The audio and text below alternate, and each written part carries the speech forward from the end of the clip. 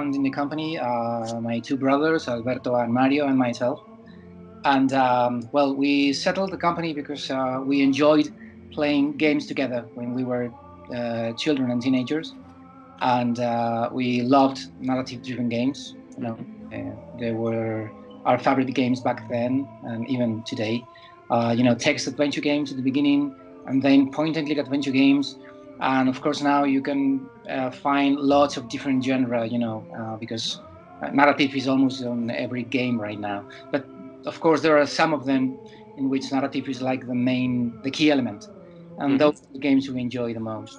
So we started Fictiorama because we wanted to make games together, as we had played games together in the past, and especially because we wanted to make the games we would love to play as players. So that's our goal today. Yeah. To be honest, our professional background is very related to video games. I mean, Mario is the programmer, and he's always been a programmer, especially web programmer. And Alberto is the narrative designer, and he has also written short stories and scripts and songs, because both of them are musicians as well. And I've always worked in media and in production as well. So, I mean, we had a lot of roles just with the three of us. And then we needed some extra roles, like artists, and some game design people, and so on and so forth. So for every project, we choose 1, 2, or 3 people to work with us.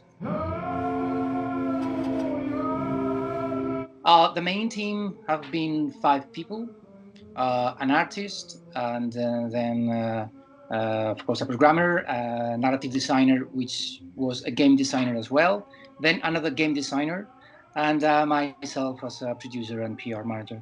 A very, very small team, almost 3 years. Yeah, it's quite crazy. Of course, during the development, more people have worked with us. We had 2 extra artists, for instance, in specific moments, and then a graphic designer who helped us with web designs and so on and so forth, and of course QA and all these kind of roles. But the main team have been 5 people. To be honest, in the beginning, we wanted to make a game in which the main mechanic was to watch other people. We were reading a novel in which the main character watched a neighbor who lived in front of him, and this guy used to dance alone from time to time.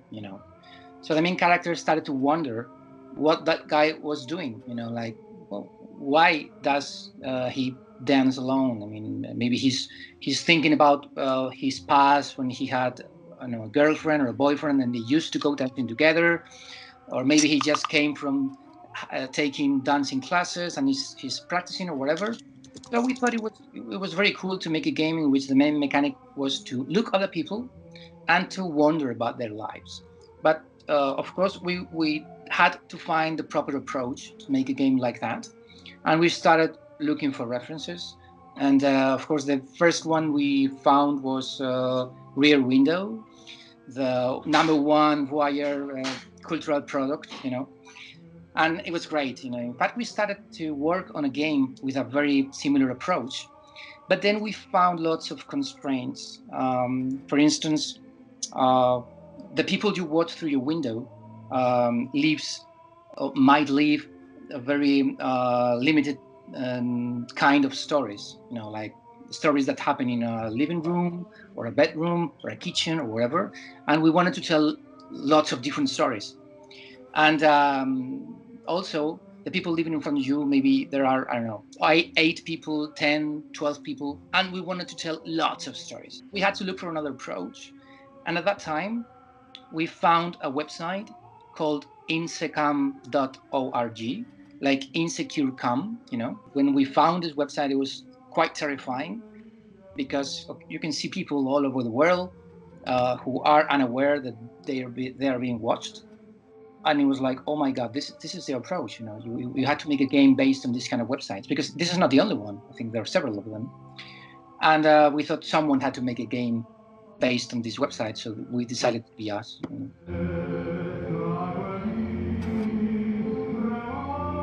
It's our #1 reference is Papers, Please. It's a game that we think it's some kind of a game changer. It's a game that suddenly opened a new world of games. Like you can make a world out of every kind of experience, even from the most boring experiences, like checking passports.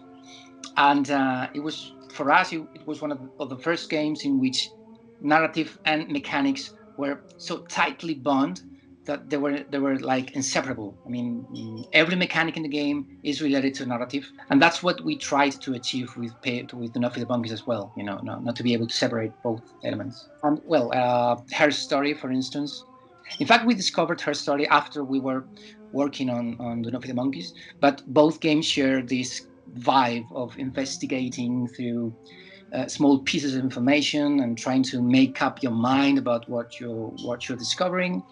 And it's funny that when we've been working for, I don't know, 6 or 8 months in the North of the Monkeys, we found 2 games with the same vibe as well, which is Orwell and Beholder. Beholder, in fact, is a game published by Alawar Premium, which is the publisher that's going to publish the North of the Monkeys.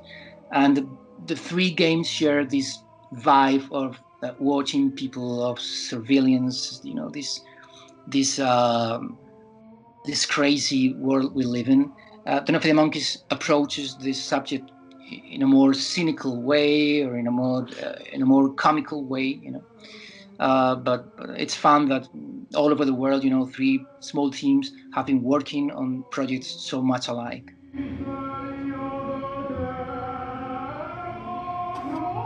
We wanted to give the player that freedom to approach the game in the game they felt like. I mean, you can focus on narrative, you can focus on resource management, you can feed the monkeys, you can not feed the monkeys, help people, you can harm people, you can blackmail people, lots of different things. In fact, we wanted to make a game that was very replayable. I mean, not only because you have to play several games until you watch every cage and you watch every character and so on and so forth, but because also you can make different decisions in different games and find different outcomes. You have to spend a lot of time in the game to be able to say that you've seen everything and you've done everything possible.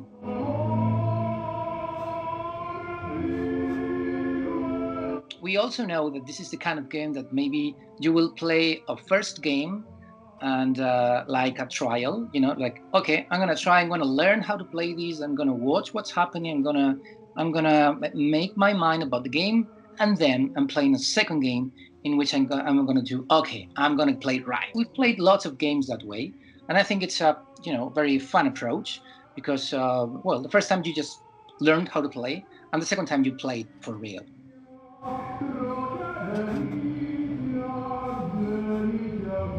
That synchronicity in which we wrote the music, my brother Alberto wrote the music, and then their band Kowalski played the music because it was like very emotional and it was very linked to the plot and so on and so forth, like a regular soundtrack. In the Enough with the Monkeys, we wanted to create some mood with the music. I mean, the music is a narrative element as well, and just listening to the music, you can tell what kind of neighborhood this person is living in. Lots of different influences, lots of different ethnics. Of course, their music during the day, not during the night. I don't know if you watch this character like a special agent that comes disguised, After that, music changes and it's more jazzy and classical music. So you can tell that guy is different to the rest of the neighbor. So we have tried to create some kind of mood with the music, with the soundtrack. And then there's the sound design. In this game, sound is very, very important to learn the mechanics. In fact, for instance, the moment you know something's happening in the cages is because you hear some kind of signal, like bang, and oh my god, I'm going to go there because something's happening, And then when you're hungry or when you're sleepy or whatever. So for us, sound is a very important element regarding game mechanics, and that's something that we've tried in this game for the very first time, because in our previous game, our approach to soundtrack was more regular. Like, okay, we'll use music to emphasize some special moments, in an emotional way, and that's all. But in this game, we've tried to approach soundtrack, sound design in a more creative way.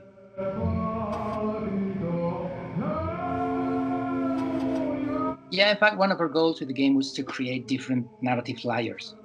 Like you can focus on the story of the people living in the cages, or you can focus on the story of the same of the avatar, the main character of the game, or you can focus on the stories of the people that come and visit this person, and you can focus on the not news in the newspaper that builds a very complex world, or even you can start to think about what happens with the information of yourself that you give online, or maybe the surveillance cameras on the streets, or maybe some political news on the newspaper. So we try to give players a lot of bits of information so that they decide how to approach that information. If they want to have fun, they will have fun. If they want to think about the things happening in a real world right now, they can think about them as well. Because the world the game tells is very, very similar to the world we live in now. When we started to make the game like 3 years ago, it wasn't that similar. I can tell you. It's like the future has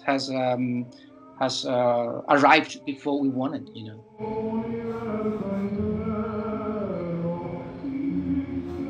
We've talked to several U.S. journalists, and they tell, oh man, this kind of Trump guy that wins the elections. When we started writing the game, Donald Trump wasn't even the candidate of the Republican Party. I mean, it was like a joke. Oh, okay, let's take this guy and let's make this guy like president of this special country because it's not going to happen. And then it happened. Oh my God, yeah.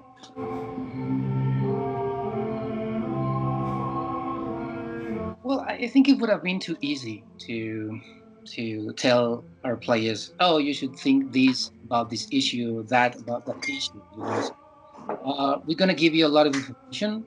Uh, I think you can tell our personal approach to several subjects. Just reading the way we wrote some news or the things we laugh at. We try to laugh at most of things. Even our own work. There are a lot of things. There are a lot of jokes about video games developers, but we didn't want to get that role, to say people what's right or what's wrong. I mean, the game tells lots of good things, lots of sad things, lots of comic things, and we think it's up to the player to think about what they're doing.